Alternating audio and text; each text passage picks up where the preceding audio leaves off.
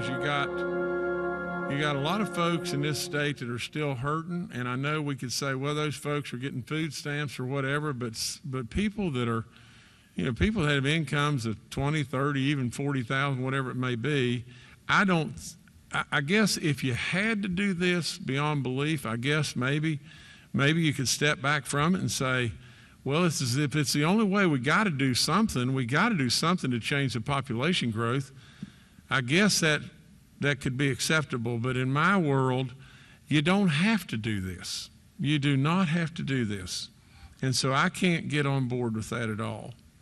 The other thing is, like it or not like it, it cuts out our tax rebate checks to those that are really having a tough time, $35,000 or less.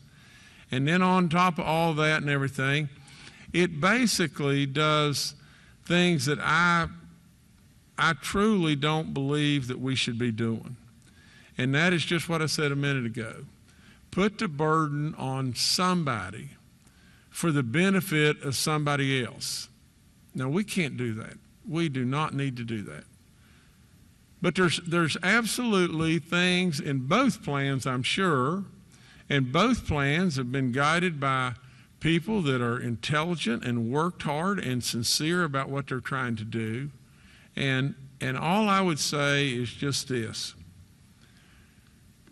Where we are today in West Virginia, like it or not like it, is our population is going down all the time.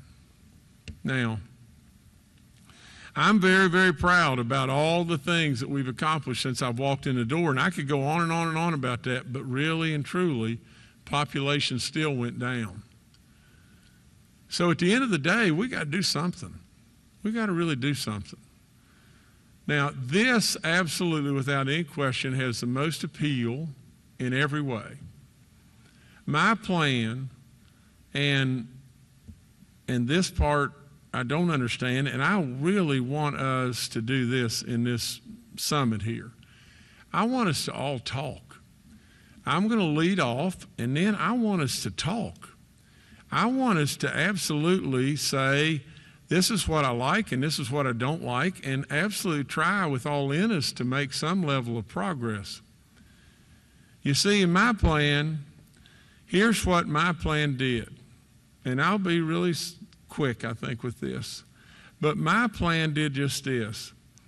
It tried to make every single living, breathing West Virginian cash positive. And it did that.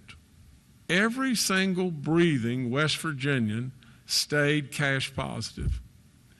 The other thing my plan did is recognize right off the get-go, that in order to do that, we had to take on, to a little degree, we had to take on the Charleston, what I would call the Charleston swamp, the lobbyists that are in the ears of all of our legislatures and me all the time, all the people that are wanting to give you money and run your next campaign and everything else under the sun. We had to take them on. My plan does that. It asks a little bit all the way across the spectrum, and not just a bunch from our people. It asks a little bit for the companies to step up all the way across the spectrum. The other thing it does is just this, is it gives us opportunity beyond belief, because it really put a stake in the sand that we're really for real. And then all the good things that could happen will happen. And whether they happen to the tune of what I think they're going to happen, or our speaker or our president, no matter what to tune to the level of that you may think, there will be people move here, and there will be businesses happening here, and there will be opportunities happen here. I personally believe that it will be an avalanche. But if you don't, you still know that 1 are going to come, and then 2 are going to come, and then 3 are going to come. Now, the last part of my plan was really simple, and it was the biggest of all. You're cash positive, you balance, and absolutely there's opportunity beyond belief. But the thing about my plan that is for real as for real could ever be is you were going to put well in excess of $1 billion back in the hands of West Virginians. And when you did that, our small businesses would go like crazy to the upside. I challenge any of you 1,000, million, trillion times over. You walk out there and give every household in the state of West Virginia an average of $1,483. They're going to spend it. And when they spend it, all of our small businesses are going to benefit. Benefit like crazy. If we don't do this, we are absolutely slamming the door on our small businesses. We're slamming the door right in the face of those that are having a hard time. We're slamming the door in the face of population growth. There is nothing that could approach the importance of this. Now, let me tell you just this, and then I'm going to present something to you that is really different. You know, along the way, I have said 1,000,000 times and 1,000,000 times over, my plan, I am absolutely willing to negotiate my plan to do anything, everything. I mean, over and over and over. If we'll just use the principles that we don't have to do. We don't have to hurt anybody to make this a possibility. You know, the people out front, when I walked in the door, they're passing out a flyer, and the top of the flyer says, all 3 income tax plans ask working West Virginians to pay the price for tax cuts for the wealthiest West Virginians. That's not true. That's not true. They absolutely are so wrong, it's unbelievable. Now, hear me out on just this. I have absolutely tried to negotiate, and I have tried to do any and everything and still stand willing could be to do anything.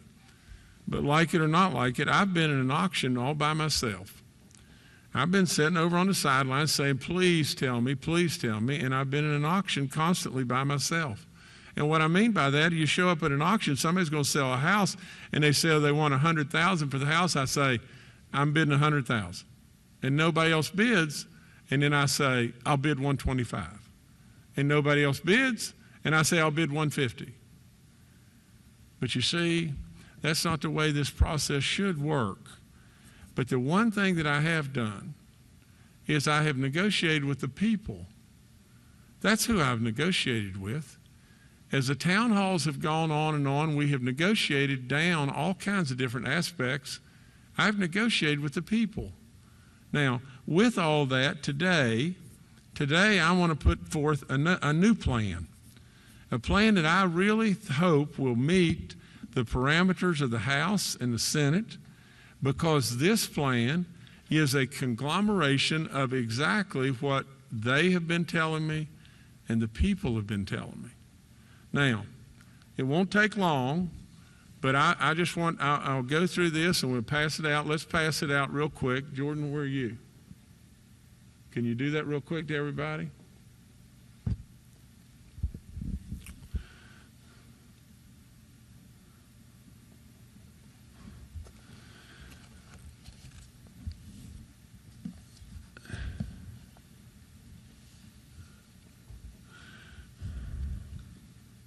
Now, for y'all out there, we're going to throw it up on the screen behind us, too.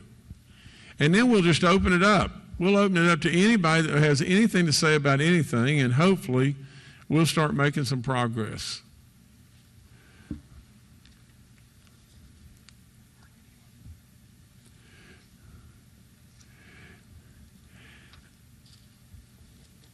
Are you ready to put that up? All right, I called this Justice for All, because not necessarily my name, but that's how I feel. I feel like we should do this for all the people, whether they be poor, middle income, they be rich, our wealthiest income, they be our businesses, whatever it may be. I think we ought to do all we possibly can for all. So have you got it up there, Jordan? Okay. Now, if you'll just follow me down this. In the beginning, I went to a 60% reduction. Now, in looking at everything, I think we've got to pare this down and go all the way down to a 50% reduction. In that, for those that are doing the very, very best, you know, a lot of people have unearned income from taxes or from interest or dividends or capital gains. And I said, we just shove those to the side just for a little while. Just a little while. And then all the sub-S's and sole proprietorships and Schedule C and everything, instead of us putting them at a half reduction off the get-go, I put them at a third. Then I came right on down. I left my sales tax the same. I took the lottery tax out on the lottery tickets and took it completely out. I came right down. I left in exactly what we had before to bring in the professional services. I came right on down, and I want you to stay really close, pay really close attention to this, because this is the tier on severance tax. You know, I met repeatedly with the Coal Association and the gas people, and I know they're in everybody's ear nonstop. All I've wanted them to do is do a token amount of dollars. And truly, then, if things were really phenomenally good for them, I ask them then is when they're going to throw in dollars into the collection plate. Now just look at what I've done. And let's go to something that I am really, really good at, and that's the coal side. When we met, the Coal Association was great with going to less than 2% if you go below $35. That's what I did. Or going to 2% under $35. The Coal Association, everybody from the guy, Dennis, from the Murray operation and on said on steam coal, if we would go from $35 to $55, they would be great with that. My previous plan, I think, went to like $52.99. I went from $35 for all practical purposes to $60. Nothing changes. Nothing. Steam producers at $60 a ton with no change in their severance tax would do so well it is unbelievable. From $60 to $69 are prices that we have not seen forever. They would go up 0.5%. From $70 to $84, which we have not seen for forever and ever, they would go up a little bit more. Now, let's go back to met coal just a second. On met coal, we did the same thing.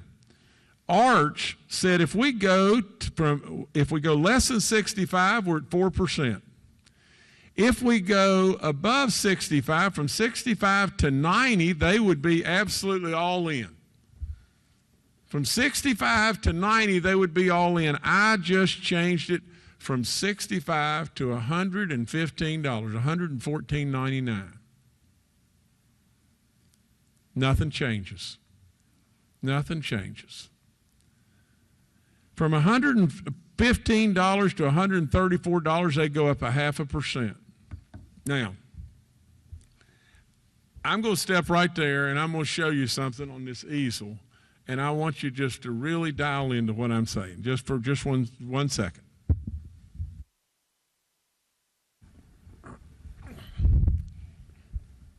Okay, where's my pens? Here they are. Can y'all see red better than anything, probably? Let's go with that. I'm going to show you something. And I'm hobbling here. I've got one shoe off because my leg's going crazy. Up to 100, well, this is not going to show up really good. Let me try another one. We'll try green. Okay. At $115 a ton, up to this, nothing changes. Nothing changes. Let me tell you, my family's in the metallurgical coal business. Our costs are $55 a ton. my family mines today about 2.5 million tons a year, and we're small guys. We're small fries.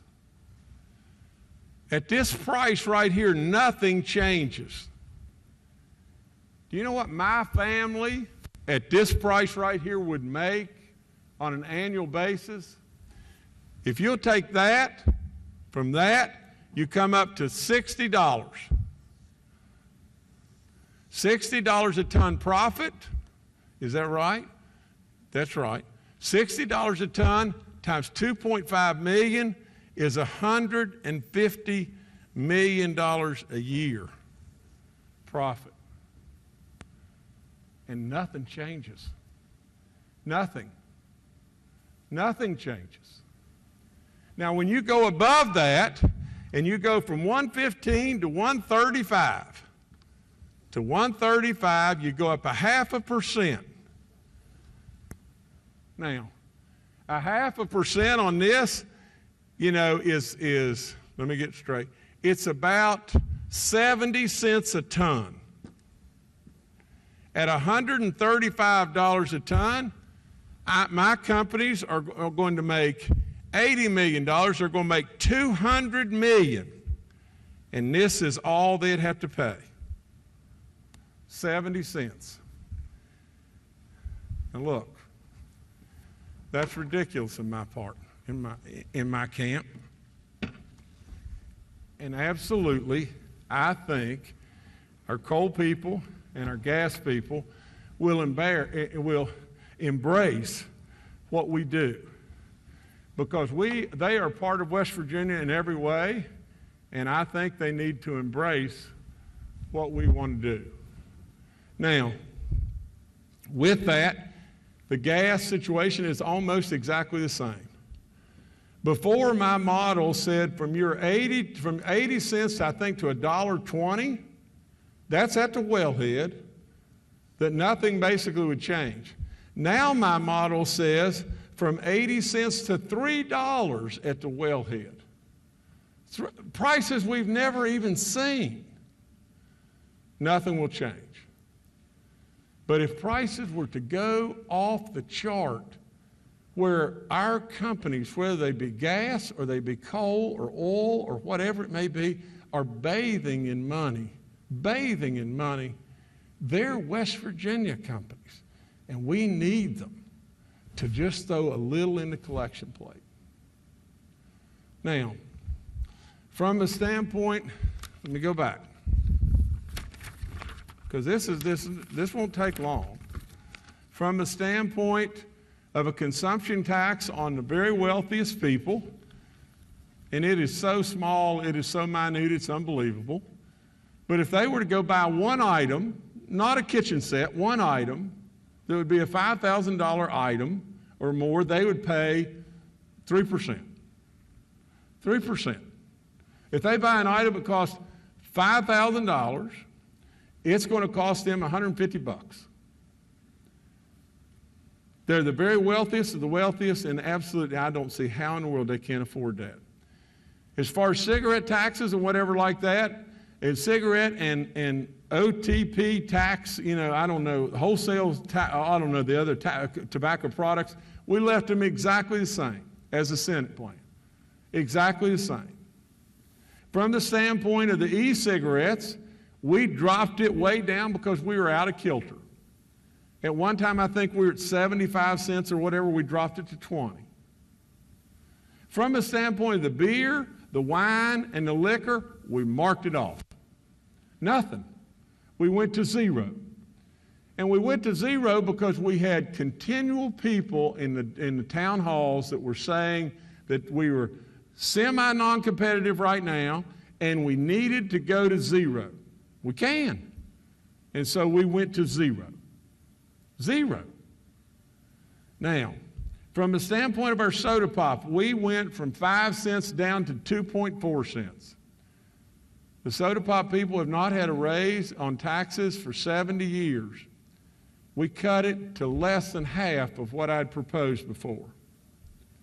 And then when we went back, because Eric is working really hard on his bill and everything. It has some cuts. We talked before about $25 million in cuts from the Senate side, $10 million of attrition that we would pick up.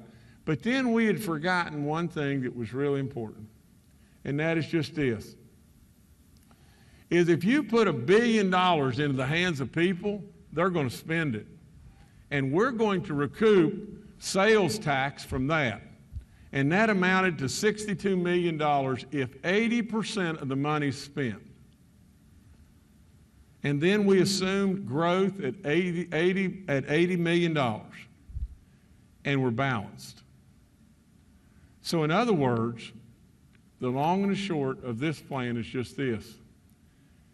From the standpoint of our natural resources, my heavens to Betsy, anybody that could not be with us in our natural resource industry for this is really, I grew up around my dad, Lawson Hamilton, Buck Harless, and Tracy Hilton.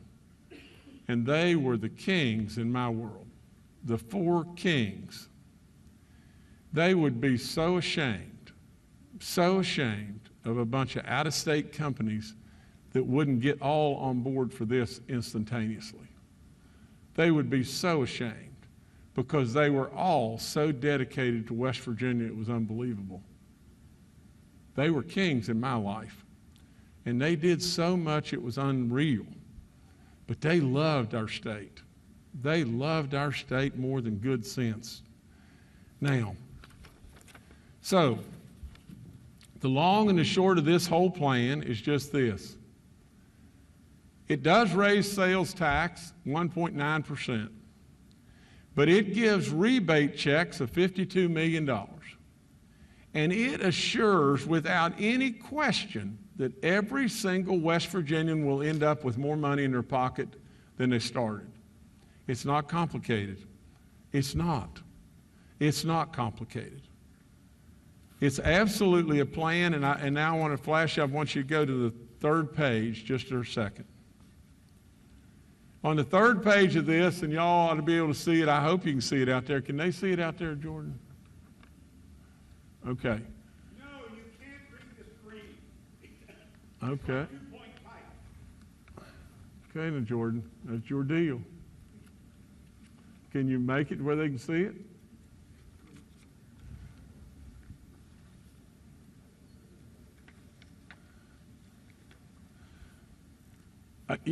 Let me go back. Dave Hardy just passed me this and everything, just to make sure everybody understands.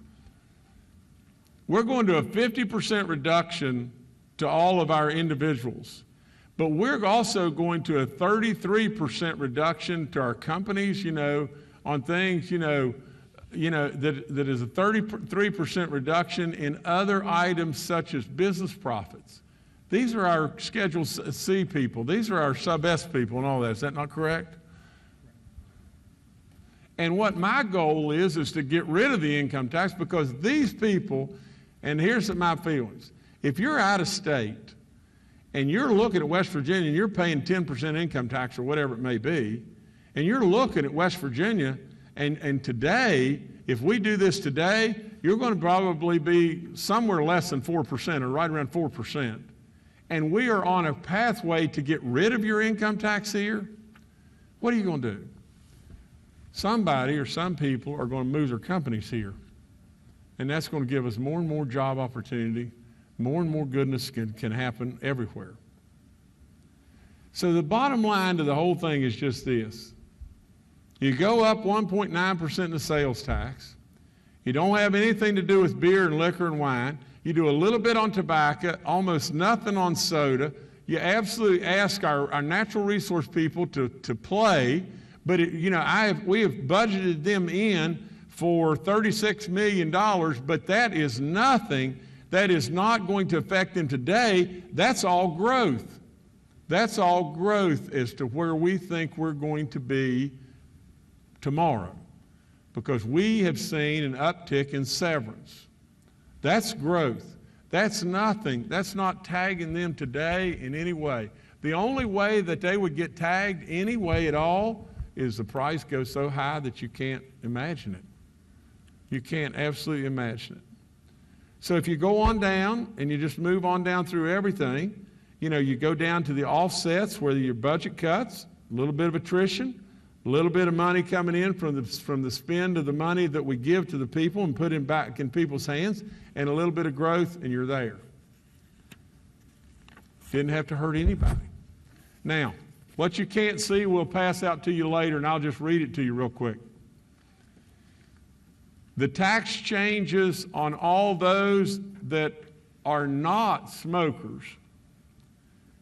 If you're in the under 10,000 bracket, you're going to end up with $265 more money in your pocket, even though you do not pay income tax at all. We're going to give you a tax rebate check of $350 and probably give you that split up over 4 different quarters. If you're 15,000, you're going to end up with $279. 20,000, $292. 25, $292. 30, $324. 35, $364. All of those people at those levels are getting a rebate check of some sort. Then beyond that, at 40,000, you're going to end up with $409 more money. 50,000, you're going to end up with $638 more money. 60,000, $938 more money. 70,000, $1,192 more dollars.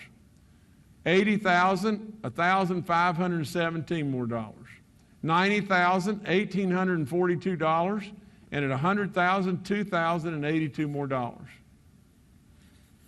If you do tobacco, those numbers change just a little bit, and I'm not going to read them all, but you start out less than 10,000 at $219, and you go to 30,000 at $245, and you go to 60,000 at $849, if I'm on the right line, and then you go to 90,000 at $1,746.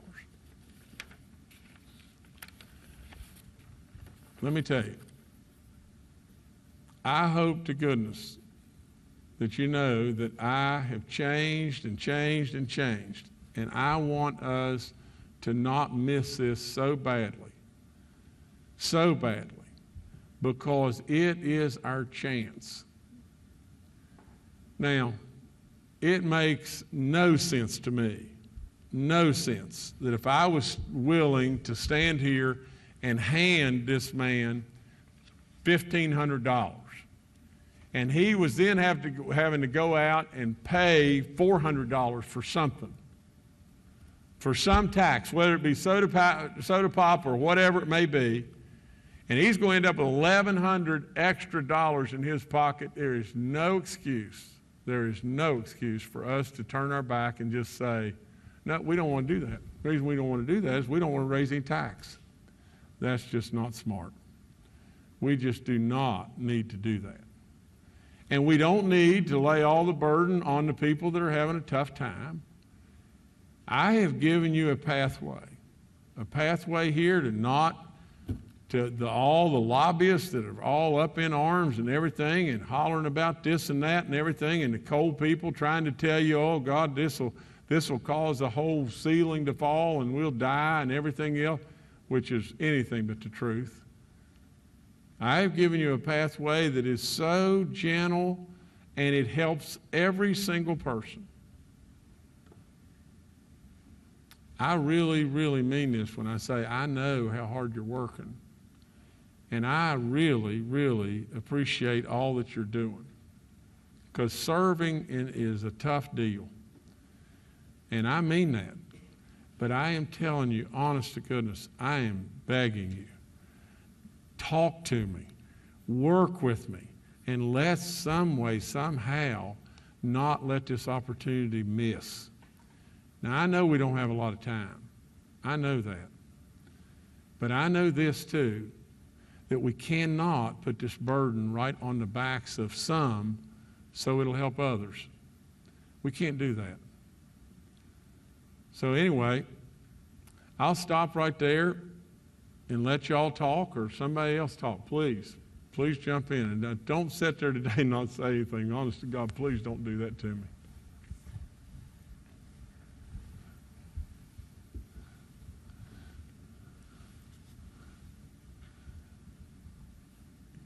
Why don't we let our Senate President and Speaker speak first, and then we'll just kind of go from there, you know? And then we'll let the minority do the same thing, okay? And I know you're working the numbers, aren't you? Yeah, I'm working numbers right now, so. You want to go? From the perspective of a lot of the House members, I know when we've taken up discussions of personal income tax reduction, one of the principal concerns that the members of the House always debate at length is how any proposed plan would differentiate West Virginia from neighboring states, specifically as it relates to the border county issue. And I know you and I have talked about that. You and President Blair and I have had those conversations.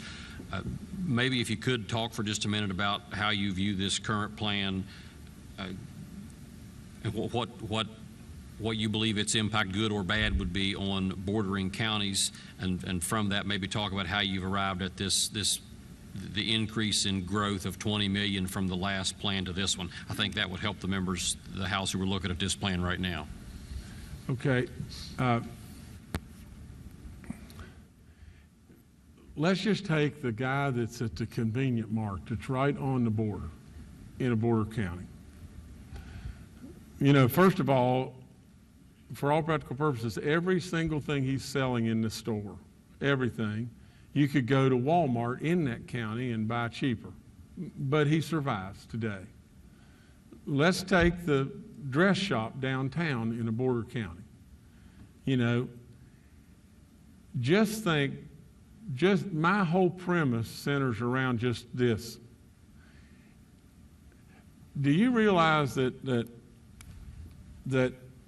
today, for all these folks, if they're here, I think the government, just as they do on everything, on all reimbursements, pays like 56 cents a mile on your vehicle. Now, just think, if you were going to make a $100 purchase somewhere, and the difference was going up in the sales tax, that's what we're doing. We're not going up, you know, it's not saying we're going to 9% or whatever. We're going up 1.9% above where we are today. That's $1.90. You buy $100 worth of something, it's going to cost $1.90 more money today. Now, if you're in a border county and you really believe that your vehicle and your gas and the wear and tear on your vehicle and everything's worth 55 cents or 56 cents, you can't go but about 2.8 miles. And that's both ways. So you could go 1.4 miles and buy something and you can come 1.4 miles back. Now, the economics are that. But the other thing that the economics are that we just flies right by us is that family, no matter who they are, is going to have so much more money in their hands, so much more money. That family, if they're, I mean, it just doesn't matter. That family, if they're a $50,000 a year family, and they're going to end up right off the get-go with $908 more that they're going to get. $908 more. I said on a $100 purchase is going to cost $1.90. They're going to end up with $908 more. Now, by the time we figured all the way across, we figured that it was going to cost them $250 a year in increased sales tax. And we figured it's going to cost them $88 in tobacco, $19 more in soft drinks. Do you know how many soft drinks they're going to have to buy? I mean, on a 2.4%, for every dollar, it's 40 soft drinks. This number is 760 soft drinks in that family, $19. Now, they're going to end up, Mr. Speaker, with $908 we're going to give them right off the get-go. And all these wisdom here says they're going to spend through the course of the year, they're going to spend $250 more on sales tax. They're going to end up with way more money in their pocket than where they start from. And that's in the border county. If they buy all the stuff in the county. Now, if we don't do this, that family is going to net a loss of $549 because we're not going to give them the money. We're not going to give them the money. So the family is going to be upside down, an opportunity of $549 extra dollars, and we're not going to give them the money. Now, the other thing that's going to happen to that border county, as I've told you this 1,000 times, is the people on the other side of the border are going to move here. They're going to move here because they want this money too. It's just common sense. I mean, if you're across the border and you're making 50, 60, 10,000, whatever the number may be, and you can come here and you can get somebody, these people will send you a check every 3 months. Every 3 months they'll send you a check. Not just the rebate checks, for the payroll checks, every 3 months they'll send you a check. You're going to come. Schools are going to get better. Roads are going to get better. Everything's going to happen. Please, somebody else has something, please. Mr. President. Want me to weigh in now? Yeah, please. Maybe my mic's not on. That'd probably be a good thing, too. All right. I'm sitting here looking at this, and of course, I'm going to lay some groundwork before I go all the way in on this. First of all, I am from a border county. I'm from the fastest growing county in the state of West Virginia, Berkeley County. The border county borders Maryland and Virginia. And so when we look at our community that we have up there, the people do travel outside the state to buy their gasoline. They go south. They go to Virginia for that. When you go north, it used to be because of the food tax. We eliminated the food tax, so that solved that aspect of it. You have to keep in mind, though, that the people are moving into our area. Why?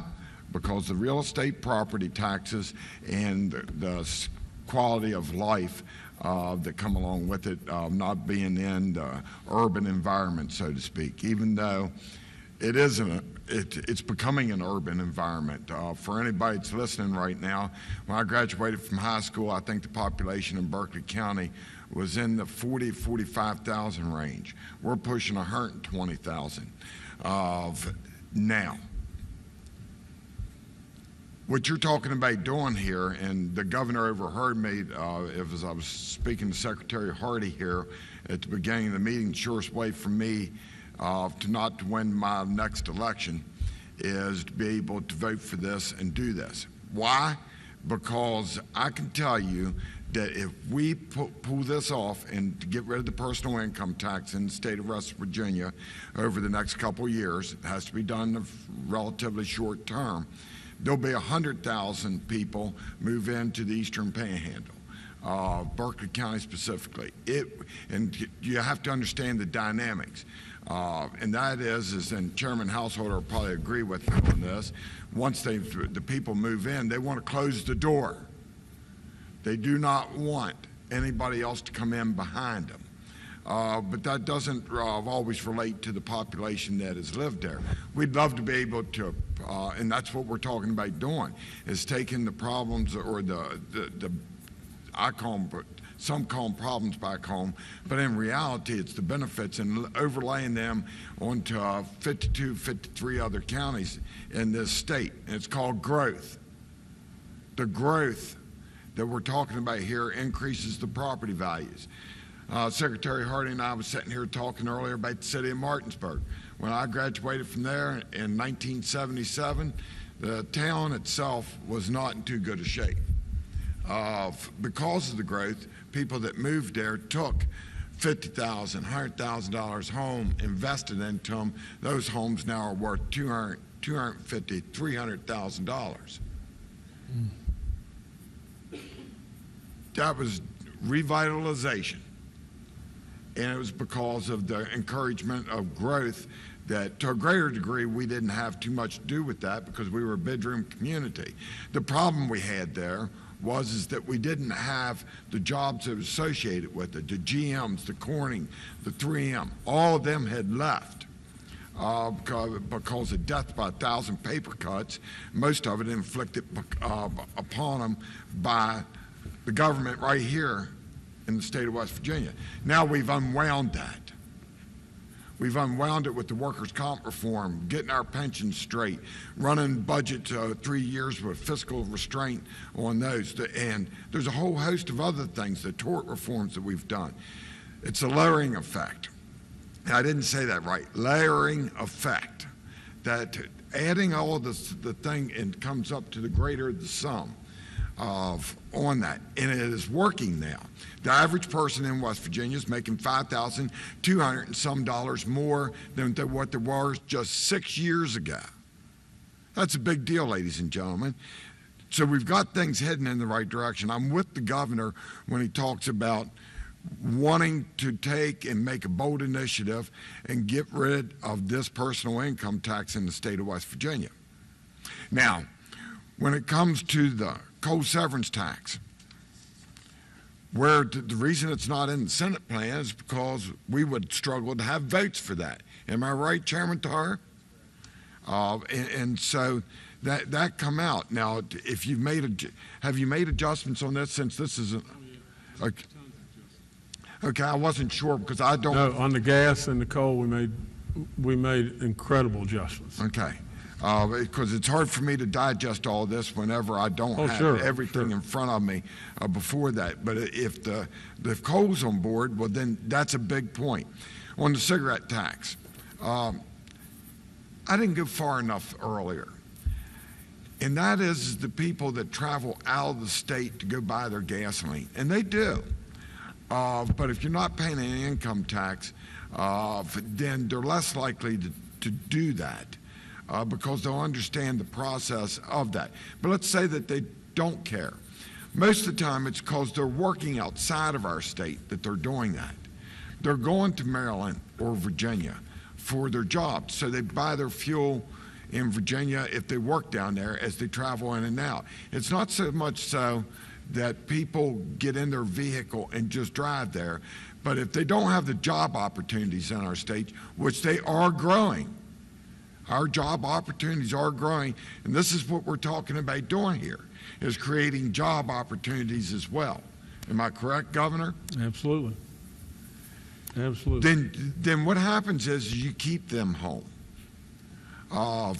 from that standpoint, and you don't lose that.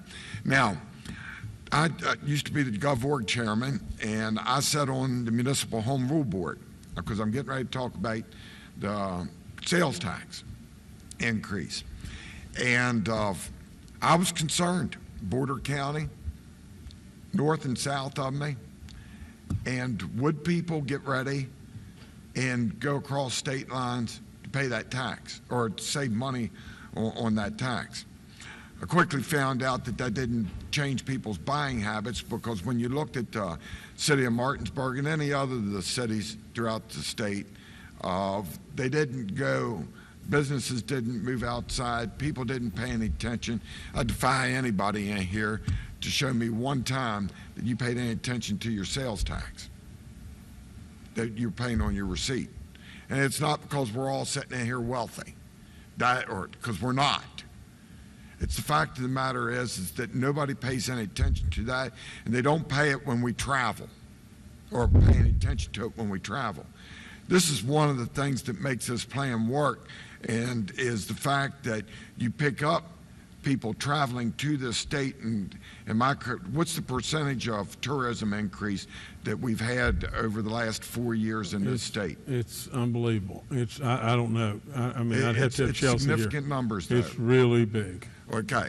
So now, when you add the consumption tax here, and I'm a big believer in the consumption tax, in the next 10 years, you're going to see the whole country migrate to a consumption tax, because And that's the next thing, that I am a cigarette smoker. I'm probably the only one here at this table that smokes. And I don't mind paying the extra 1% because it's a voluntary tax. If I don't like it, I quit smoking. We got to get you to stop that. Well, We got to get you to think real hard about that and stop that, okay? there's a lot of people. Doc right there beside us is trying to work on you too. Yeah, a lot of people are glad I smoke too. But what I'm trying to say here on this is that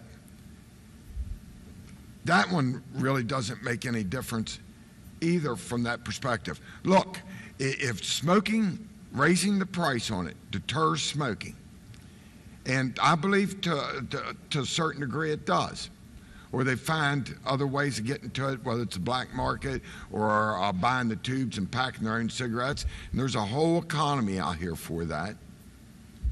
Well, what makes us think for a minute that this income tax does not deter employment? The fact of the matter is, it does deter employment. Now, that doesn't mean that people are out here and they're just not employed. What it is working on the cash economy. There's an underground cash economy that's out here that the only way that you're able to get them to pay their share is to be able to have it on a consumption tax. I defy anybody in this room that tell me that they haven't had somebody work for them for cash, whether it be daycare, housekeeping, driveway sealing, roofing repair, cutting wood, firewood. I used to joke about that. But they're out here working for cash, sometimes on public assistance. There's an unwritten book out there on how to game the system. But yet, we're putting the tax burden, over half of our budget, on the backs of the people that will go to work in this state. That becomes a problem. And it's not just this state, it's every state has a very similar problem with that. This is why the consumption tax is going to be the wave of the future. This is why you see other states considering this. Now, Governor, I'll ask another question, and that is that we're going to have a bucketing mechanism in here, because I agree with you. There isn't anything on this piece of paper that I got in that I believe is accurate. But people talk about Kansas. On the Senate plan, we had a bucketing mechanism so that whenever we did the funding of it, that we never got ourselves into a situation like Kansas. Your plan also has that, correct? It does not have it in this right here. You know, and Dave, you know, what I tried to do before was just this, and I think, I don't, was that, did you want me to answer that, or? Yes. Okay, yeah. okay. I didn't want to cut you off there. But you see, we really have worked really hard together, and I give everybody credit. We're pumping surplus after surplus after surplus out in this state. Now, in doing so, what I would have done, and what I would surely still like to do, is take a percentage of that surplus money and create a third rainy day fund and set that aside to where it just insulates us against any possible shortfall as we go forward. Now, in doing so, and I hate to say this, but it's just the truth, and I mean, you know, I'm going to tell you the truth. Senator Manchin, just being cute and everything, wrote in language that we will have to vet no matter what we do. No matter what we do here, we're going to have to vet to make sure that we are absolutely on rock solid ground in accepting the stimulus money from the federal government and doing any level of mechanism here at all. But we've gotten from now until this coming January to do so. You know, what I would do is not take any of the CARES money whatsoever and do anything in regard to our income tax plan at all. But it doesn't, I don't know why in the world it could prevent us from taking our surpluses that we're generating and insulating ourselves with a bucket that way. Yeah. Well, great. I'm glad to hear that, because the bucking, we never want to get in the position that Kansas put in themselves out there, and I've heard this over and over. And on the Senate plan, we had that factored in, because we never want to go to that point.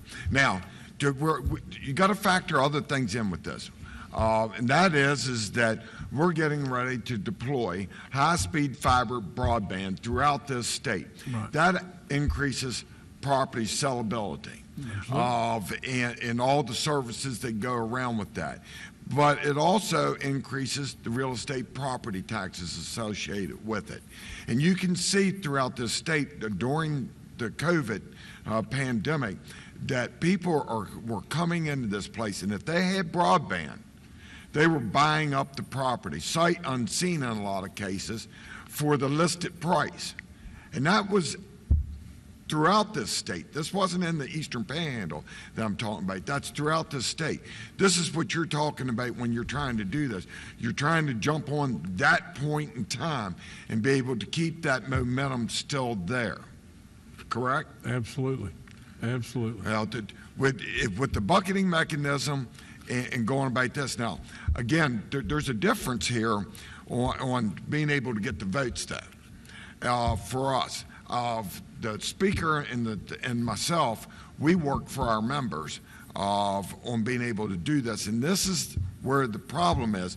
They've got to have a clear vision of understanding. I'd vote for this in a heartbeat, and I do believe what you've got here is an improvement from what we talked about when we originally come out with it. And we've been trying to look at different avenues. Remember, the Senate 4 years ago, I think it was 4 years ago, that we worked on personal income tax.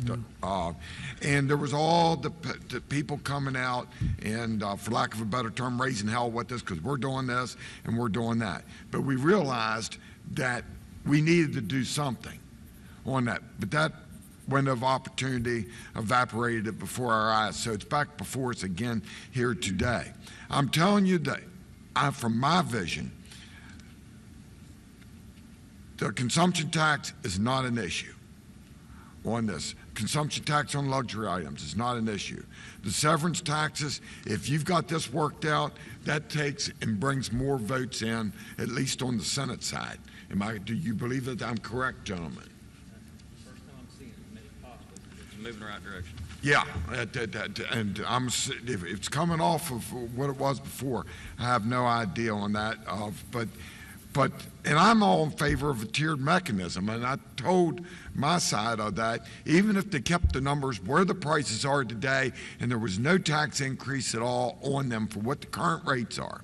But going into the future, and let's say that met coal started selling for $200, there needs to be a mechanism for the state to recover a little bit of that back for all the things that associate. That's all I'm with that. doing. I know that's what you're asking all I'm for. doing. But we didn't have that into our plan from that standpoint. I'll shut up and let other people go. But I think you get a clear message from me that, look, if we can garner the votes, I'm all in favor of moving forward with this. And we have been, by the work that you've seen, what we've done on our side. Well, let me comment real quick. Let me just say this. In 2017, when we tried and we introduced plans and everything, we weren't ready. We just weren't ready. We weren't ready as a state. We had everything upside down. We were hemorrhaging all over the place. We had just deficits everywhere and looking at cuts out the yin-yang and everything else. We're ready today. We're ready right now. We've got surpluses. The eye of the world is looking right at us. We won't be ready forever, but we're ready right now. And absolutely, Senator Tarr, let me just say just this, that from the standpoint of, Guys, everybody. I'm the only one sitting here, I guess, that I run all across the whole state.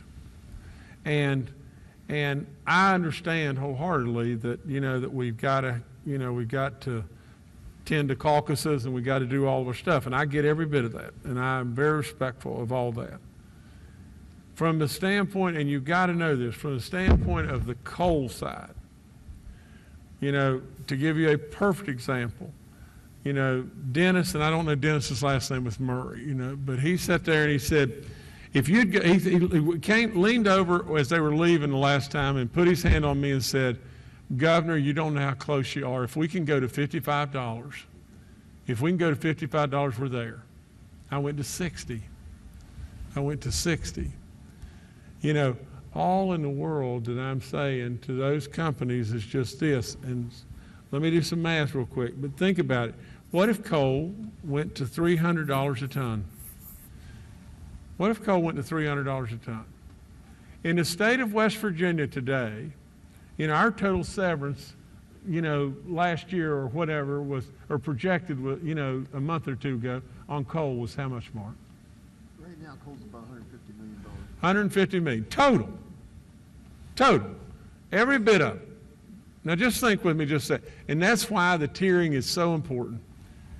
In 2008, coal was at $330 a ton, loaded in a railroad car at the mine on a short ton basis.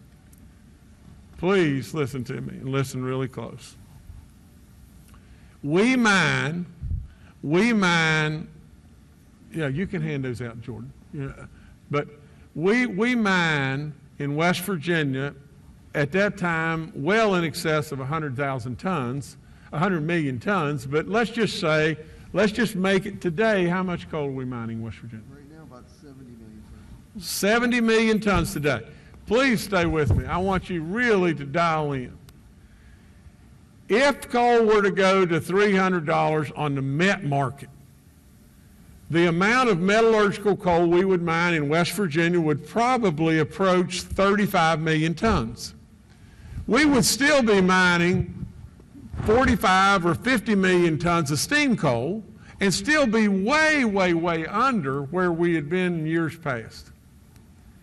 If you tier this severance tax and the companies, heaven to Betsy, you can't imagine the magnitude of money that the companies would be making at $300 a ton. It would be obscene.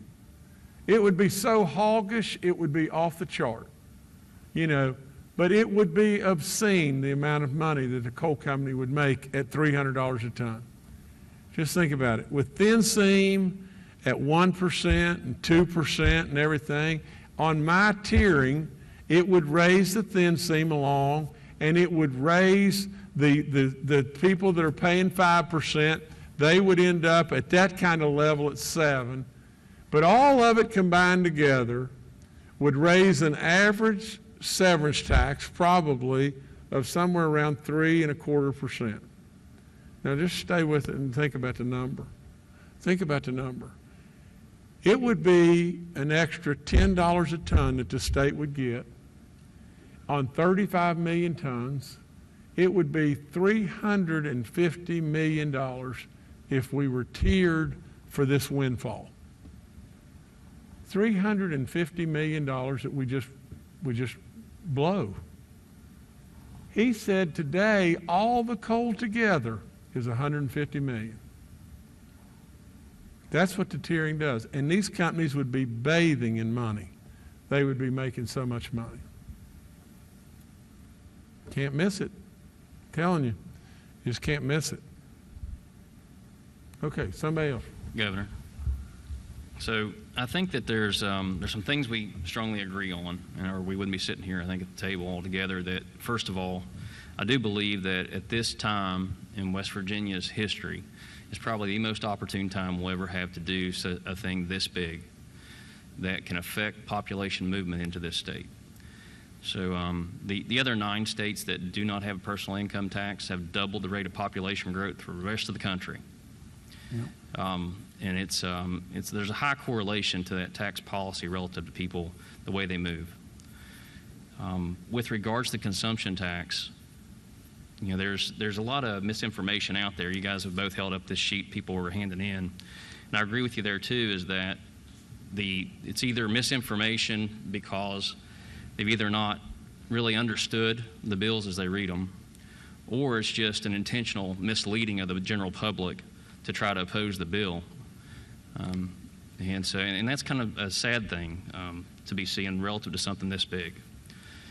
So there's the consumption side of that on sales tax. One of the things that's been out there that's a little not telling the complete story and used as a falsehood is that the sales tax, as we're putting on the state, would be the highest in the country. But the effective sales tax rate is a combination, as you know, of the state sales tax and then your local sales tax. Now, taken as a whole, West Virginia, that's about 6.5%. In any given municipality, if they have home rule, it's going to be 7% right now. So that when you take that effective tax rate, there are 16 states that have a higher effective tax rate than West Virginia if we were to adopt even the Senate versions of the plan, which is a 2.5% increase on the sales and use tax. And then of those 16, the 4 that are closest to it are no income tax states. So they're using consumption as a way to go in to offset that revenue. And would you agree with me that the personal income tax for the state as a revenue source is a stable revenue source? Absolutely. And would you agree that sales and use tax is a stable revenue source for the state? Explain that to me, Doug. No, I didn't. Oh, yes. So, do you have any concerns about increasing the dependence on severance with regards to that volatility? So, without having some sort of mechanism to smooth that, so you're taking a very unstable source in an unstable market with the Biden administration, especially looking to put its foot on the throat of natural gas and coal, and using that as a forecasting mechanism for being able to reduce the personal income tax. It's probably, by it being put in here the way it's being put in here, I want you to understand, Senator, that we counted on the severance tax as being a zero. The fact is, based on where we are today, we are at such a low number today, we feel like there's going to be some level of growth, and that number in here is the growth. It's not the severance tax. It's just the simple factor of growth. And so without any question, there's no way that you can bet that there's going to be a $300 coal market or something like that ever. You can't bet on anything like that. So therefore you had to put it in, and Mark put it in at zero. He put it in the benefit from the tiering of the severance tax at zero. And if some point in time down the road we really hit the mother load, it's there ready for us. And it's the same way with the companies. Somewhere down the road, if the company really hits the mother load, more power to them. But really and truly, the only thing we put in is growth. So if there's growth, you could use the bucketing mechanism that Senate President referred to earlier, with or without. So this is the thing he was talking about with votes, because it is a challenge in this body. I think in the Senate, I would say it's also probably a challenge in the House, that if the coal industry feels like they are at risk after coming off a pretty, I would say you'd agree to this too, and if you don't, then just let me know, a relatively challenging market over the past year or so, that when they're going to have to go in and essentially finance operating capital to get caught back up on a lot of those, since we're giving them a break up front with your plan, I like that. I like that part about the tiering. If it gives them a chance to grow that industry in anticipation of that down pressure from the Biden administration, because that bucketing mechanism that the Senate President explained, regardless of what creates a surplus, it doesn't matter if it's coal, it doesn't matter If it's sales, it doesn't matter what it is, but whatever that surplus comes in across the budget that we would create, that bucketing mechanism, whether it be coal or anything else, would go in to help to fund reduction of the personal income tax, but you have to do that surplus, I would, at least in my opinion, on a smoothing mechanism so that it's not a dollar for dollar on your surplus, because if you do that, you could have a great surplus one year and a small surplus the next. Yeah. And so you have to account for stability. And so in the Senate plan, anything that is a volatile source of revenue falls into year 2, and then it's smooth. It's not a dollar for dollar mechanism. The things that are in year 1, the reason that we chose the things that were in there, and I want you to understand that you and the people watching, the reason that we have those things in there. And then hear your critique of them, because I think that you're given as honest and a hard effort as anybody I've seen out there to get this done. So I would appreciate the critique. So the way that, first of all, the Senate plan goes after stable revenue sources. And in those stable revenue sources, such as an increase in the sales and use tax to swap out with a reduction in personal income tax, it produces around $700 million or so of stable revenue sources that bring down the personal income tax. When you start getting into increasing excise tax, like on soda, we looked at a million different ways of that in the Senate plan of how you would do that. And originally, the Senate plan eliminated the excise tax and moved that over to the food tax at a 2.5% rate. So when you hear adding a food tax, it's not adding back what you typically would have. We pulled numbers on the average person, median income household. That would result in about a $65 increase in taxes per year for the median household income at 2.5%. So on food, that's on food at home, and food away from home would be $49. So, but it's a stable revenue source. The hotel occupancy tax at 4.3% is a stable revenue source. The increase of 2.5% on sales and use is a stable revenue source. To get up to that 700-some million, as we got into things that we're looking at that could be detrimental as you started to increase consumption tax, one of the things that we did have concern about is the current way that we do tax the soda products is that we're an outlier in the country on how we do that as an excise tax. There's not a lot of people in the country that actually use excise tax on soda. And that thing's tied pretty tight, mainly because of its relationship to W Health Sciences. That's the reason it's pretty much the untouchable. But when you move that to sell on the receipt, which is what would have happened with food tax as opposed to an excise tax, that creates a condition on your borders where we have retailers who advertise something that's very price sensitive. Price sensitive meaning that if they come into your business and they're either going to buy it or not at your place because the price matters. With an excise tax, the price is elevated right off what they market with and how they compete across the border. Mm-hmm. When the tax is on the receipt instead of on the excise, the cost to that person selling it, their wholesale cost is lower, and you don't have to advertise the tax, which gives you a competition basis at the border that allows you to advertise something that draws people into the state. So when you go to increase the excise tax, to me, it creates an unstable and unpredictable measure relative to how that's going to affect the sales. And so if there were an excise tax on that, it should also go into a volatile tax structure or a down pressure tax structure, like cigarettes. Cigarettes are in the Senate plan as well, and you adopted that price, but one of the things it does not count that money off of cigarettes in year one. And the reason it doesn't do it in year one is because there's a down pressure on sales as you raise the price. So when you raise the price, you decrease the sales, you're going to decrease the tax collection you can draw off of it year after year to a point until you drive it into black market. We used that because there's also upside on the expense to the state for smoking, because there's also people who would smoke less if you do that. But we put it into a smoothing mechanism that we talked about before for the bucketing. The things that were probably the hardest, I would say, in the Senate plan are when you go in and start eliminating the exemptions. And because there can be a bit of a pyramiding effect on the exemptions when you do that.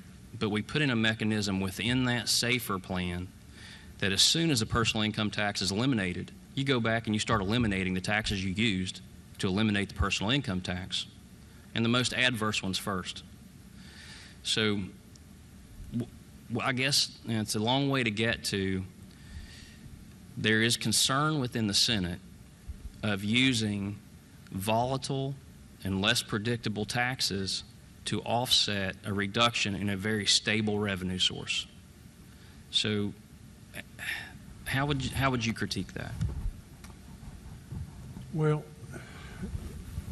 Senator, you bring out a lot of good points, and I would say just this, and this is a real challenge. It's a challenge for all of us, but I would promise you I've done lots of stuff, and I've made lots and lots of great big deals and everything, and in doing so, I always found just one thing, and that is the easiest stuff is always the toughest to find, always. To me, you're making this enormously, enormously hard. I always say, count the cows and just count the cows. Quit trying to count the legs and divide by 4. In this situation, in my opinion, you're counting the caterpillar's legs to try to find out how many caterpillars are in a yard. And it is so complex that it is really tough. The biggest thing that I think the Senate plan, that will be a tremendous obstacle, is just this, is like it or not like it, it puts an incredible burden back on those that are struggling the most. They're going to perceive it that way. And at the end of the day, I say it all the time, and I don't say this in any way other than just the truth. If we come out and we say we're going to do 8.5% when we're having trouble with Speaker Hanshaw at 7.9, the first thing that's going to happen is you're going to have an avalanche of voters that are going to line up adamantly against. If we don't come out with a way to give them these tax rebates to keep them cash positive, you're going to have an avalanche of voters. I would say that if we had Chelsea Ruby right here, who has grown tourism in this state to a level that is absolutely unprecedented, she would say that her people are going to go completely crazy if we invade tourism. And so I really, the only other things that I would add is this, is why do we need to be afraid of what another state is either doing or not doing? In the middle of the COVID situation, we had to do a lot of things that other states weren't doing, or that other states were doing wrongly. And we made those moves, and it worked. I am telling you, at the end of the day, there are so many different ways to shake this up and make this work. But I have given you an easy out. From the standpoint of the coal people, you mentioned from the coal people, and I can hear them. We've gone through a really tough time, and we have. It was really tough. We've gone through a really tough time, and now we need to make a little money so we can reinvest. We can buy our equipment back, and instead of trying to paste it together with duct tape, we can do all these things and everything. We'll be okay. And I'd say that's right. That's right. To a big degree, that's right. But I also would say just this. With what we're asking now of our coal companies, our absolute gas companies, they are part of us. We don't need to be the state that comes in dead last over and over and over, and people migrate to Florida or wherever it may be. How many wealthy people do you know that left West Virginia and have a residence somewhere else? I know a pile of them.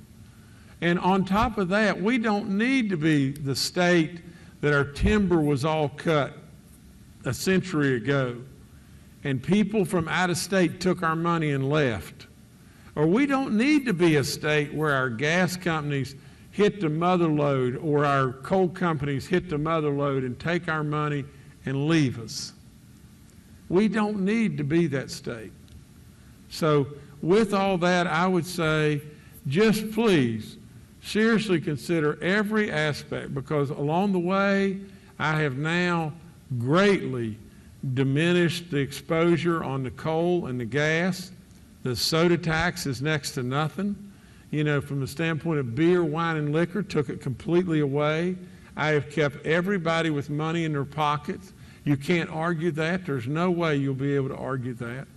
And we have done it all without laying the burden right on top of somebody else.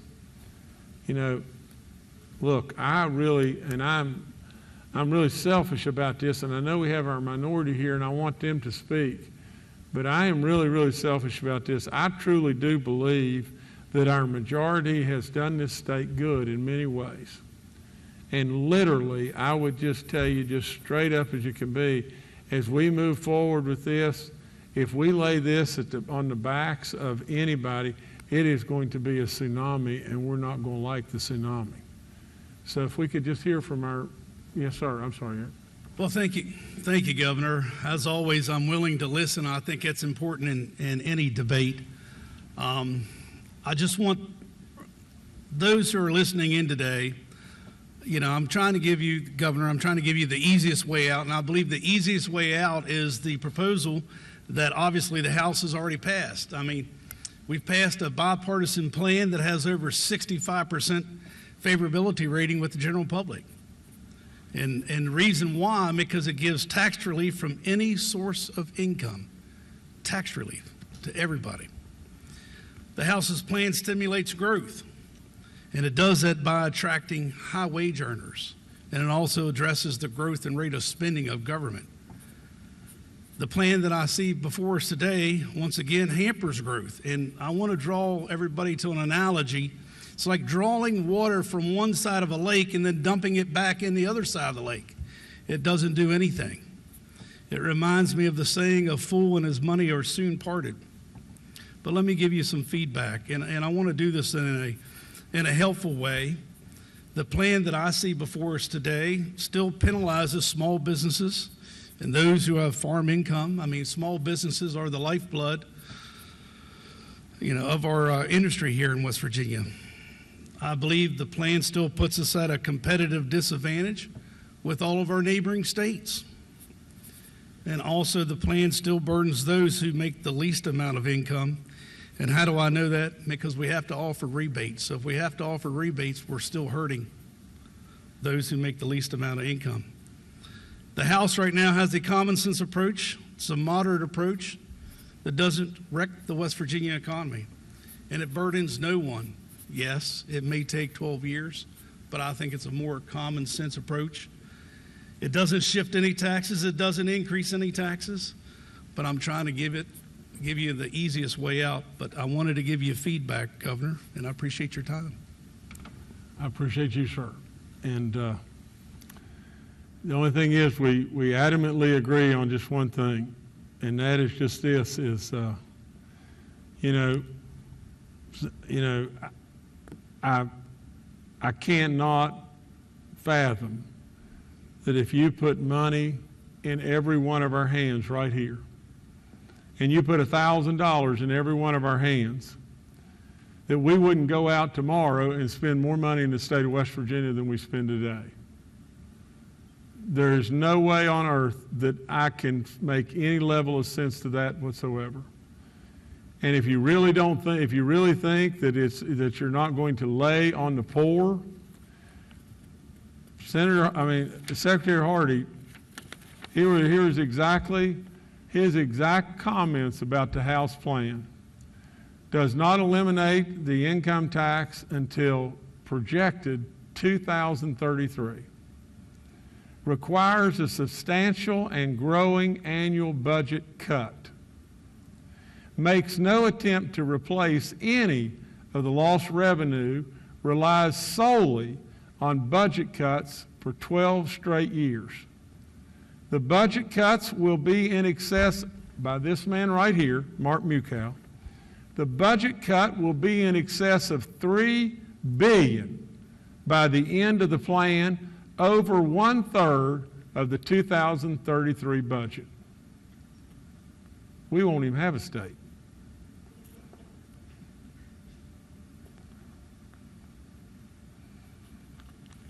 Look, I've tried with all I can try. It doesn't have to be my plan. I don't care about it being my plan. I'm not hung up on it being Eric's plan or Jim's plan. I don't care. I don't care one bit about that. All I care about is one thing, and that's all these people out here. And we are absolutely, if we don't really bear down on what we're trying to do here, heaven to Betsy, then all I know I can do, and this is what I'll do. I'll go on a constant road show to educate the people. I'll go all across our state, forever how long it may take, to educate our people, because the people don't understand. Just like these folks outside that are passing these flyers out, they don't have a clue. They do not have one earthly clue. And at the end of the day, you know, just like I did in the Roads to Prosperity thing, you know, I really believe that once our people understand, because I told you, I think I said this, but I have never talked to one person yet that once they really understood, absolutely is not all in. It doesn't need to be my plan. It needs to be really close to my plan and the Senate plan together. It's the only way to go. But we got to get it through the House. None of us are the king, are we? You know, we're not kings. We're not kings. You know, but we absolutely should all be big boys and work together. And I surely hope and pray that we'll be able to do that. Steve, go. Thank you, Governor. Oh, I'm going to have to say thank you, Governor, 4 times. I do want to thank you for having people here to talk together today. That seems like it should go without saying, but in deliberative bodies, we don't always do that. And I just wanted to say I appreciate you bringing people together to talk about what's a really big issue. I just wanted to ask 2 questions. One question is about the rebates. That's a part of the plan that our caucus, of your plan, that our caucus really likes, because we are concerned about those on the bottom and how this would potentially affect them moving forward. Is that make or break for you? That we've got to have those tax rebates for folks on the bottom as part of this plan, as part of any plan that you're going to support? Did you ask what? I'm sorry. I did. Those tax rebates, is that make or break for you as part of any PIT reform moving forward? It's important to us, and we appreciate that you've included that up at the top of your plan. Well, Stephen, here's what is make or break. You know, I really believe, not just, and again, I want everybody to understand, if you've got an income of $15,000, we want to bring you out of that income of $15,000. We want to get you a job that bring opportunity to the state and competition to the state to where you can get a job making $40,000 a year, $60,000 a year. But we got to get there first and foremost, do we not? Do we not have to get there first and foremost? And really, on day one, turn to that family at $15,000 and just say, tough luck. You know, we're going to raise the consumer sales tax this, and we're going to do this and that and everything, and we're not going to do anything to really help you get by. I can't do that. I can't do that no matter what. Absolutely, we don't have to do that. If we were in a situation with a gun at our head and we had to do something, yeah, it may be a different animal. You may have to do something. We don't have to do that. I've explained to you over and over how we can make everybody cash positive. We don't have to hurt anybody. You had two questions, you said. Yes, sir. Thank you. That is helpful, and we appreciate you holding to that. So the cuts, down at the bottom of your plan here that we've looked at, it's got miscellaneous Senate and House budget cuts listed at $25 million. I'm just wondering if you've thought about what those might be, because I heard you talk about the potential cuts over time in the House plan. We've obviously seen what the potential cuts are in terms of the Senate plan for the budget moving forward, which I think are some pretty important things to you. So what might those look like? Well, here's what I did, Steve. And again, I don't run from the truth. I don't do that. I just try to tell you the truth. I had multiple meetings. I met with the minority, but I also met many times with the majority. And through all that, I have all the confidence in the world in Senator Tarr that he kept saying to me, we know we've got $25 million in cuts that are really just wasteful stuff that are easy, really easy to do. Now, I don't really know what they are. And, we'll have to all bet and see what they are and everything. And the $10 million of just attrition came from Secretary Hardy, because he said, we have people that are retiring every day that we have proven now we don't need to hire them back. So we can pick up some extra dollars. And all of us, everybody here at this table, we all need to try to do what we can to cut out waste, but not cut out things that are really important to our folks too. So I don't know exactly what Senator Tarr's cuts are, but we just look at them and see that, we can get through that. But I have all the confidence in the world that he'll bring us good stuff. Okay, I appreciate that. I'm concerned about some of what we've seen. Jobs and Hope looked like it was getting a cut. Communities and schools looked like it was getting a cut. Tourism looked like it was getting a cut. Those are important things to us. I think they're important things to you too. So I'm just trying to get a sense of what these cuts may look like. But I understand what you're saying, and I appreciate your response. Well, Stephen, here, as far as, and I've said this over and over, if we cut communities and schools, we might as well just absolutely just jump off a cliff, because it's the silliest thing in the world. No skin off my nose, but it's silly. Jobs and Hope, the same thing. But I think in both those situations that we had extra dollars that we did not have to, from last year that they didn't use or whatever. And I don't think we're really cutting either one of those. But as far as cutting tourism, we have a story about tourism that is so good. It is so good. It's unbelievable.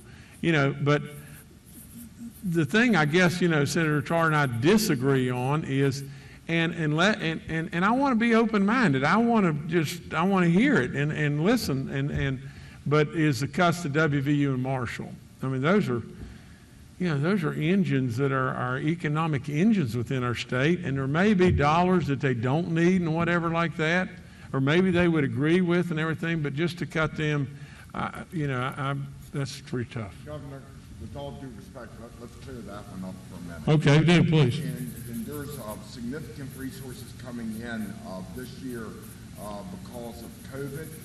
The second round of federal dollars that's coming in, that this cut of, what was it, 14 and so 12 and 6, both WVU and Marshall and the other institutions of higher learning will be getting far more than that money coming into their institution.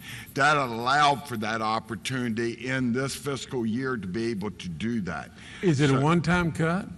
Yeah, because you have a budget every year on that. So it's not built in, and you got growth in there to start with.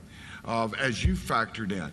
So it can be this one, and let's say it goes out another year, but if they end up getting, how much money is it they're getting entirely? How many millions of dollars? $190 million going to higher ed. $190 million divided up over there. There's no way that they spent $190 million on COVID-related stuff. And the second round is very, very broadly defined. There's very few guardrails on that that will allow that to happen. They'll have money for years to come to be able to expand out. So that part of it isn't where we're going in and slashing them because we're saying we don't like higher education. That's anything but the truth on that. The fact is the resources are out there right now to provide us a bridge to be able to get forward on that. Okay, I got that. And everybody should know just this. Now, how many times have I said at the briefings over and over and over and said, the stimulus money's coming, the stimulus money's coming, and here it is, you know, and I've said it and said it and said it. And the only thing I would say is just this. I think WVU and Marshall are economic engines. I don't understand. I do not understand where your cut is or what it may be, but they're real economic engines. I truly believe you all believe they're real economic engines. And if there's a way to do that, because you're dead right, education is getting a slug of money from the stimulus stuff that's off the chart. I mean, it's really totally off the chart. And it will be difficult to spend. And so from the standpoint, but I want us to know just how valuable WVU and Marshall are to us, and all of our higher ed, because if we embark on this, we're going to hope like crazy that a bunch of people are going to come, and so we're going to need higher ed. We're going to need that learning in every way, and I don't want to. I just don't think we have to do that in my plan. I just don't think we have to. Well, Governor, that's I think- why I brought it up, though. Yeah. It's because we believe that they're economic engines also for the state. So I wanted to get that clarity out there so that nobody's thinking that we're going out here and knocking it out. In fact, the Senate put $3 million in to separate Pierpont and Fairmont State, and the reason for it was is so they could thrive. Yeah. And they're working. So. And Governor, I think we also took the same approach. Yes, we might have had a higher cut on the House, on the House side, but I think it was incumbent to put them in the general revenue surplus section because we're on target to have a $200 million surplus. And by doing that, Marshall and WVU will be fully funded, and they'll get their money quicker than through the normal budget cycle. Well, I mean, just so that they are funded and everything, I'm happy, you know, and you know, and again, we all as politicians, and God knows I don't want to be that, but all of us, this job grows you to say stuff like, I mean, for God's sakes, a living, y'all, we have beat on me till the cows come home, and yet we just keep punching out surplus, and everything. You know, and now we're going to turn around and say, well, because we have a surplus, we're able to do this. You know, well, listen, guys, you know, there's several things, and girls, there's several things that we should always think about. COVID will end. Stimulus will end. It will end. And we best better, while we got a chance, do something. That's all there is to it that will genuinely put our state on a pathway, or we're going to awaken to something that won't be good. It just won't be good. I think that's exactly right. No, Go ahead. go ahead. The delegate staff hasn't spoken yet. Well, first up, Governor, thanks again for having us here. This is the first time I believe we've all been together, and hope it's not the last time we've all been together. Unfortunately, that's part of what I was going to say. You know, it's a laudable and lofty goal that you have, and I commend you on that, to do away with the personal income tax. But we're on day 55. The reality is we got dropped a bill around day 41. And you like stories, so I'll tell a little story. I mean, I look at it as like we had 3 different movies. All right, we had the Senate was playing their movie, we had you playing your movie, and we had the House playing their movie. The problem was all the theaters were closed. They were closed, and people couldn't get in. And they couldn't come in, they couldn't talk, we couldn't work through this. And then about day 41, we opened the theaters. And then people got to see, but they didn't even get to see a trailer. They didn't even get to see a preview of this plan back in November or December. And they first heard about it in January. And I commend you. You're doing a heck of a job talking to the people now, holding these forums, holding things like this, holding these public gatherings, so to speak, to get feedback. But we're here on day 55, you know, and our focus is to balance a budget, a flat budget, to help the people. And the timing is all I question. And I've told you this, the timing, we're coming out of a pandemic, and I get it, pros and cons of this timing. That's why you think we need to act today, because of these people. Look at you and how well we're doing, and the vaccines, and ahead of the curve, and people might want to move to West Virginia because we're right there. But the reality is that some of our numbers and this surplus has been inflated. I mean, there is some fake money out there that's coming to West Virginia that, like you just said, we're not going to see next year. We're not going to see the following year. These stimulus bucks, who knows when the feds are going to cut them off to the people. So there's possibility of some skewed revenues, okay? Possibility. We talk about 60 million to 80 million in growth assumptions. These are assumptions, and I'm positive like you. I feel good about it, and I think we will grow, but these are assumptions. And I think what the people, if you want to talk to the people coming out of a pandemic, they want certainty. They want reliability. They want to get their feet back on the ground. They want to know that their businesses, they want to have a climate that they can believe in. So I question the sense of urgency today that we have to hurry up and do this. I'd be all for us meeting numerous times through the next few months, through the whole summer. Let's get this right. Let's do it right. Let's take part of the Senate's plan, part of the House plan, your plan. Let's get this right. I'd be all there. Sign us up. How can we work together? And I appreciate you having us here and the opportunity to speak up. But let's get it right. I don't think we should rush this. We owe this to the people of West Virginia. I applaud you. And I'm sitting here telling you, thank you for having this. Thank you. I look at it like this. I'm in the building industry. I build houses. Let's just say you have a chimney on your house. Say that chimney crumbles and falls and puts a hole in your roof. All right? And you get this big insurance claim. You get this extra money, this free money to fix that hole in your roof. Instead of fixing that hole, you buy a new TV with it. You paint the inside of your house. You put new carpet in. But that hole is still there. And that's what I feel like. So many people says, we have this drug epidemic still going on. We got roads that need repaired. We got small businesses that need to reopen. Our schools are not where they need to be. We're assuming that our house is in order. Our house is in order. Under your leadership, we've done some great things. Nothing in our budgets right now put more money in the broadband. I'd put $2 billion in the broadband right now, and we would be spot on. I'd put $2 billion into fixing our drug epidemic. Then we're diving right into something right now. So as the minority, as representative of the House, we presented with our House Finance Chair here, we offered some amendments to try the plan. Try that plan that he introduced, which I thought was a very responsible plan. Let's try it for a year. Let's not handcuff you or future legislatures. If it doesn't work in a year, let's use that surplus that we have. Let's try it right now. Try that plan right now for 1 year, see if it works. If it doesn't, while we're working over the summer, let's take a version of your plan or the senator's plan. You know, I'm taking this chance, and I don't want to take any more time, but I know we have session at 6, but I really appreciate what you're trying to do here. It's a laudable effort, and I agree with you. We need to do whatever it takes to make this happen, but I question the timing. Right now on day 55, let's work together with the Senator Blair, let's work together with everybody, and let's do it right. And that's what I commit to you, and you'll have our support to do it right, but let's not push this and do too fast. Let's do it right. Well, delegate staff, I just want, I mean, my position is really just simple as it can be. You know, it took me about 20 days when we first started to get you a bill, I think. And that 20 days was spent on meeting and tweaking to where I could get you a bill that was as close to something that made the most sense. I personally believe that opportunity in all of my career and everything that I've done, opportunity, you know, the window's open, you know, and when the window's open, you know, you either seize the opportunity or the window closes. You know, at the end of the day, I've tried. I've tried with all in me. There is a real urgency today. There's a giant urgency because the whole world is looking at us right now. There is a giant urgency. And if we get this a little wrong and we move, we'll be all right.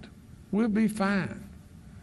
If we awaken to a situation down the road where we don't have surpluses, we absolutely have a situation to where, you know, at that point in time, then we'd like to go and do something like this, it'll be really tough. It'll be really tough. The other thing is from broadband, I mean, for crying out loud, you know, we got federal money and that RDOF or whatever its name was and on and on. There are COVID dollars, significant COVID dollars, you know, for broadband that are coming down the pike in addition to the ones that we've already done. We're going to make a real dent in broadband. But absolutely, I keep going right back to just this. How in the world can you look at anybody, and take money out of their pocket? How are you going to do that? Anybody, every single wage earner in this state, how are you going to take the money out of their pocket? And then the other thing is, how are you going to deny the opportunity that we have? And how are you going to deny all the business pop that this thing could very well do? I don't understand it.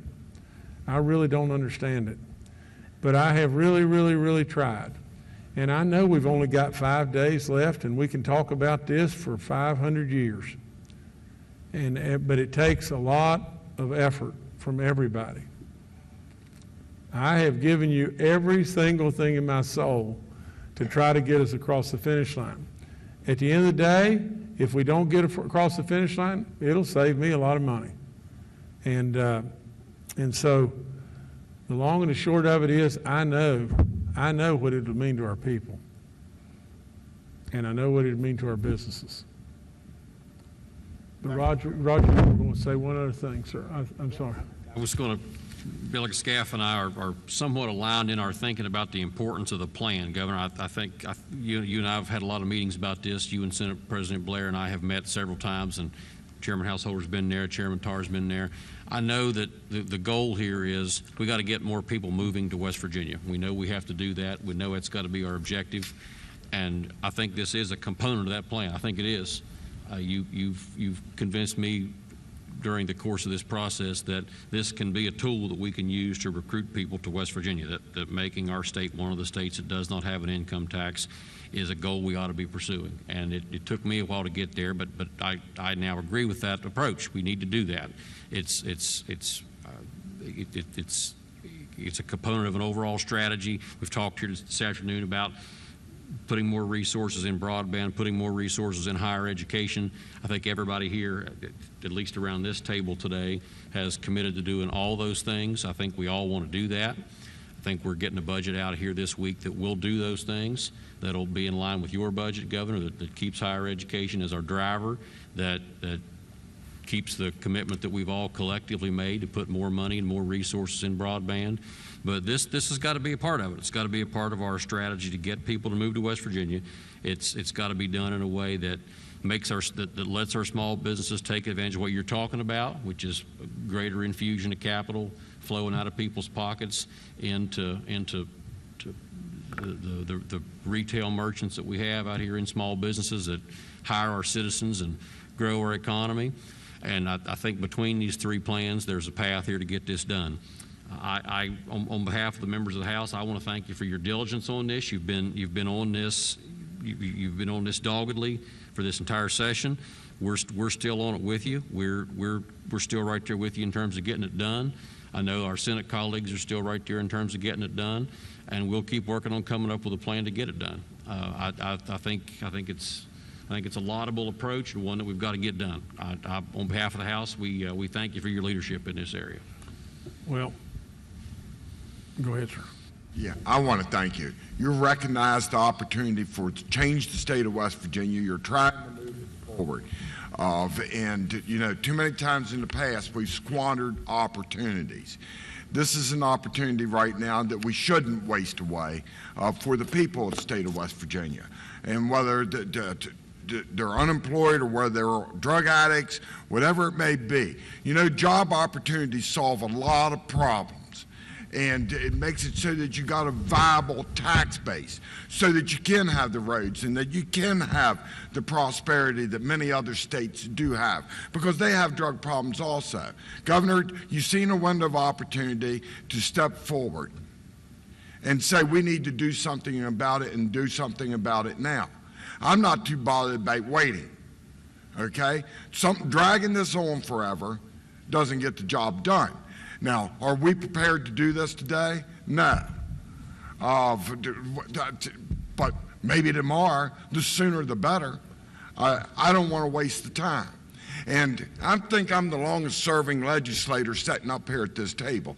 I had something else that got into my craw a little bit. And you go back in time a little bit and all, I can remember where we weren't invited to the table at all. At all. to have these discussions. On the Senate side, we work together and do a good job of being able to come forward, and you know that, guys, on what we're trying to get done. But that's what got us in the situation that we're in this state, is not working together. We ended up having haves and have-nots, and this is what this tax plan that we're talking about is.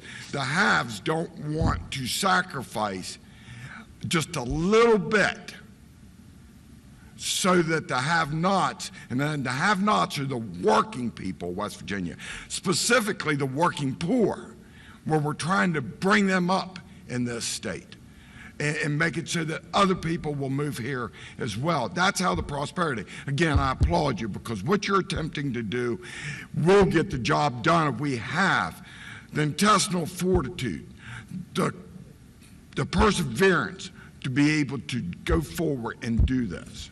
So thank you. And we need to leave soon. Okay, well, we're going to leave right now. So listen, I thank all of you, especially our Senate President, our Speaker, and all those that are with it from the minority side, and all of our finance people and majorities and minorities and everything. And I really mean this. You know, if we could just dial into just one thing, the monies are the people's monies. They're not our money. And I'm trying to put money back into people's hands, and I'm trying to do something that is really going to be beneficial, but I know y'all are trying to do the exact same thing. And so let's just keep working, okay? Everybody, thank you so much.